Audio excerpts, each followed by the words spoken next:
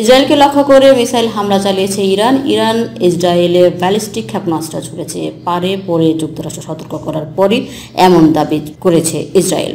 মঙ্গলবার বাংলাদেশ সময় রাত 10টা 30 মিনিটের পর ইসরায়েলকে লক্ষ্য করে সরাসরি হামলা চালিয়েছে তেহরান। ইসরায়েলি সংবাদ মাধ্যমে দাবি করা হয়েছে, আজকের হামলায় ইসরায়েলকে লক্ষ্য করে একই সঙ্গে 200র বেশি মিসাইল ছুড়েছে ইরান।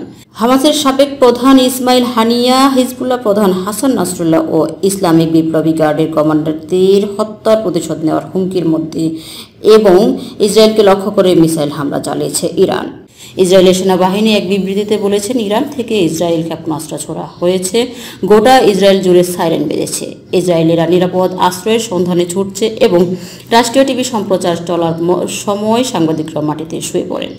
এর আগে ইসরায়েলের সেনাবাহিনী ইরানের কাছ থেকে ক্ষেপণাস্ত্র হামলার বিষয়ে লোকজনকে সতর্ক করেছিল। তাদেরকে এমন হামলার ক্ষেত্রে নিরাপদ জায়গায় আশ্রয় নিতে বলা হয়েছিল। তবে এই ক্ষেপণাস্ত্রগুলো লেবানন থেকে হিজবুল্লাহ ছোড়া রকেট নাকি ইরান থেকে ছোড়া ক্ষেপণাস্ত্র তা স্পষ্ট জানা যায়নি।